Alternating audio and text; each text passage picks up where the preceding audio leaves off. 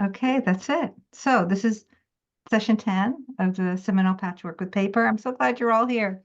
Um, and I've really enjoyed this, and I really want to thank everybody for showing up because this has been such great fun for me to be doing this along with you as I'm learning it. And best way to learn something is to do it with a bunch of people. Um, I am wondering, and just sort of speak up. I put a link into since this is our last session about the Seminole Patchwork, I sort of wanted to bring us up to date with the Seminole people. Did people look at that link that I put up, written by Forbes? Yes. Yeah, a bunch Yeah. of people. Yeah. So, um, so obviously the Seminole people have done pretty well for themselves. Once the FDR did the Indian Reorganization Act, they started helping the Seminole people. One of the first things they did was um, the Seminoles had always worked with cattle, and but the cattle weren't particularly the right breeds for that area, and also the grasses that they used weren't the greatest for the grazing. So they sort of upped their game with the cattle and the grains, and now the Seminoles have huge cattle ranches down in Florida. Another thing that they did in about the 1950s, I think, was that the citrus people came in and worked out a deal with the Seminoles that they would improve the roads into certain areas where they could create orchards. And the citrus companies had control of those lands for a while, but then it was passed over to the Seminoles. And now the Seminoles have some of the biggest citrus packing plants in Florida, another huge industry. And then they started to do bingo. And it was like high stakes bingo, which was, gambling. So that's how the gambling started with the Indian tribes and has just turned into a huge successful business venture for the Seminole tribes. It's not owned by a certain person, it's owned by the Seminole tribes. They paid in the earlier part of this century, they paid what was something like it said it in the article, I think, like millions, hundreds of millions of dollars for the Hard Rock Cafe. And now every Seminole person on the tribe gets a cut. And anyhow, they're doing really well. We don't have to buy their little dolls to support them anymore. And it makes sense by amazing how they were able to survive over the centuries. And finally, when they got help, they just thrived in an amazing way. So another thing I want to mention, you never hear of them being marginalized politically. And that's because another part of they're very savvy. They are big dollar donors to in politics. So you don't mess with the Seminoles. Okay. So, and I hope that makes everybody very happy because it feels like we're not exploiting them by studying their patterns. We're celebrating them. Okay, so let's see. Now, and I'll turn on this light. Here we go. So I'm wondering if people and again, speak up. I'm wondering if people sort of tried to decipher the pattern by themselves. Or do you feel like you could decipher this pattern from what we've been doing? So, and I do want to speak about that a little bit because usually there's some real symmetry going on here. I'm going to turn this way so they look more like squares. And generally, what's going on with all of the patterns, if you want to look at patterns, what's generally going on with all the patterns, like you can see that these two are the same as each other, it's just that it's rotated all around. So that's a common thing that happens. These two are the same as each other, but this one is rotated all around. And this one in the center is a whole different band entirely. So you sort of have to, you have to like look at those symmetries. And that's how you decipher these patterns. You try to imagine them as straight up and down and extending. And then when there's a square in there, you know that that's how wide the strip should be as compared to its length. Anyhow, I hope you guys will feel confident when you see these that you could decipher them themselves from having done so many of them. I'm going to make mine on this paper, but I want to show you, I want to demonstrate to you how I put them on these papers without making too many lines. Matter of fact, making very few lines. So, but before I do that, why don't we actually cut our strip? So the strip that has the two widest ones at the edges, let's see, two widest ones at the edges and there, let's see, which one is that? Here it is. It has the blue, light blue and the dark blue on mine, and these three in the middle, which actually fits that same description as this one, which I didn't realize before. But so just don't confuse them. Whatever you've decided would be your outside pieces. I've cut up a lot of mine for the ones I've made. This one is going to be 4 units wide. And I think I'm only going to cut 2 of these because I need only 2 of these to make one pattern. If you want to cut more, feel free to. And then these other ones, this one, which actually fits the same description as being the wider ones at the ends and 3 in the middle. Let me make sure. Yes. These have the little square as a main thing. So this is only 2 units long, so we're going to make that 2 units wide on here, and we're going to need 2 of those. So 2 of these, 2 of these, and then just one of the one with the black in the middle. So, or you can just cut up a lot of them, and we'll get to work. Okay, so I'm going to do this. Which ones have 4 unit wide? The ones that will have that will be on the end. So for me, it was a light blue and the sort of this blue gray. So and they've got 3 in the middle. So if you end up doing it differently, if you end up using this one by mistake, you're just going to end up with a slightly different pattern. The colors will be different.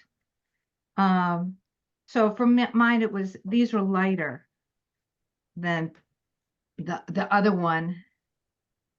Than the other one that has the 3. Well, I guess they all have, I guess they're all the same. They're all wide with 3 in the middle, but this one is more symmetrical. Okay, so this one is definitely can't be interchanged with these 2.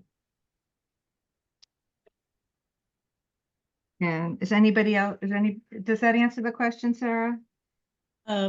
Yes, I see that I'm cutting 4 from the one that has 2 different colors, top and bottom, and not black. Okay, that's a good way of thinking about it. Thank you. 2 different colors, top and bottom, and not black.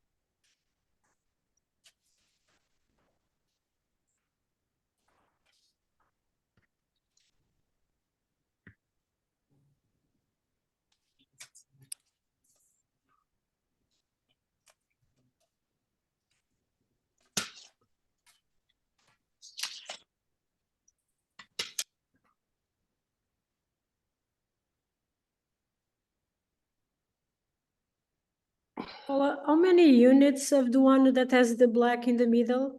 Just one. Just one. Okay, thank you.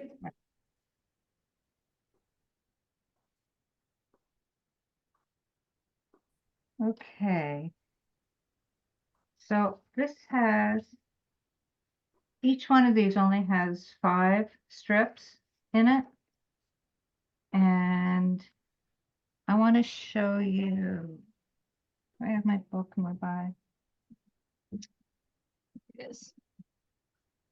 I want to show you in this book, they have a very large section of these, of different patterns of these. And in the book, the woman is saying, the writer is saying, they don't look that different in the black and white, but each one not only looks different from each other in color, but when you change the colors around, they look very different. So, you know, one I picked out, I don't know why I picked the one out I did, but you can see it's like page after page of these. Very cool. So that's in here. Okay. So what I want to show you first is how I put these on here without using the master lines sheet. And I'm going to make my lines much darker than I would normally, just to show you, just so that you can see it.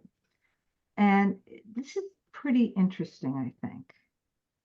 So I'm going to make this long line. And this is really all that you need, is a long straight line. And I use my ruler, line things up at the bottom. You don't even need this long of a line. The reason I'm using a really long line here is because I want to show you that any size square, and this is a little bit too, let me make it a little bit longer here.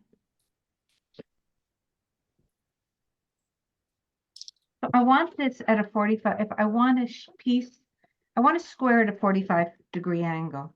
And I'm just making this really big to show you what I mean, because the square that we're actually going to be looking at to put it at a 45-degree angle is either one of these squares, I think I'll go with one of these squares, or this little square. So if you take a square and there's a line beneath it, if I turn this so that both points of the square are on the line, this is a 45-degree angle, just by definition of the fact that this is a square. If it was a rectangle, that wouldn't be the case. Like if I just did this and put both corners on it, that's not necessary. Well, let's see. No, I don't think that's a 45-degree angle. But by definition, if you put yeah, it's definitely not.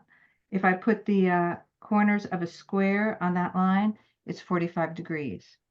So I don't actually need the 45-degree angle on here. I just need to be sure that I'm working with a square. So there's my little square in the center. And I could glue that down. Like I said, I don't want to do it on this paper, but I could glue that down because I know that's at a 45-degree angle. And once that's at a 45-degree angle, this is the middle piece. And I don't have to start with the middle, but I did in this case. I could just put the other one, line up the others next to it. In this case, you're using 2 of the same, but rotating them. And then, however this one goes. Is that the way I had it? Let's see. Light blue is next to the black, yes. So this one again is the same thing, but now it's rotated. And there's my pattern that I would glue down. So I just lined everything up compared to this one. I could have started with one of the bigger ones. And here I'm lining up the corner of this square to the one underneath it. And then putting the others down.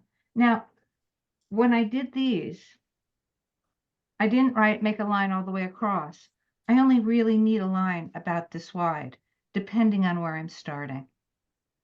And I could make it very light as well, because I only need to make sure that one of them is lined up perfectly, because the rest will line up next to it. Does that make sense to people? Yep. Okay. Mhm. So let's go ahead and glue these down. And you can reference mine, so I don't have to explain it as I'm doing it. And then I will ask people to show me theirs. And I have my glue all set up, but I feel like, you know, when you've got these little tiny pieces, I find that it's better to use PVA to put them down to this sheet, because I feel like it holds better. But I almost always these days I'm using a glue stick for once I've got the strips down. Okay, so I'm Paula, gonna, why don't we just glue it down square and then turn it on its side? you could absolutely do that. There's no reason not to. Okay. Okay. Yeah. Which I was sort of thinking about that this morning when I was thinking about how to explain these. And yeah, so you can see that I've done that. But I guess so there's no reason not to. That would actually be a good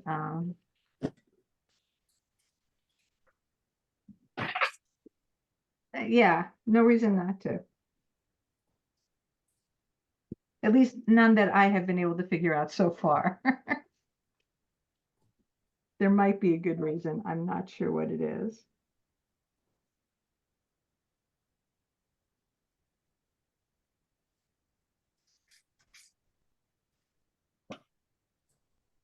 So I'm gonna when I finish putting these down, I'm going to end the video. And also when the recording ends, I'm going to come back on after the class if anybody wants to just sort of come back on and show anything that I've done or ask any questions or just hear me blabber incessantly. That would be nice. I'd like to stay on for a few more minutes when I'm not teaching with you all. And also I want to encourage you to sign up for my blog. You all know where it is probably by now.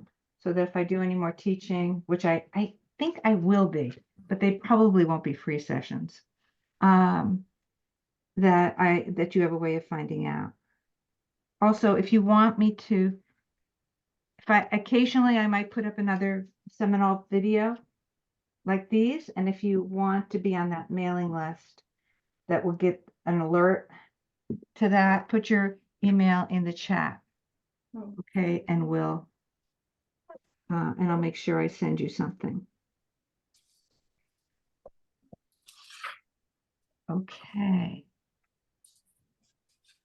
So there's mine.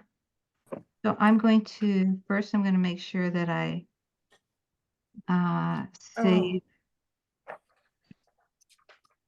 the chat before I get off. Let's see, file.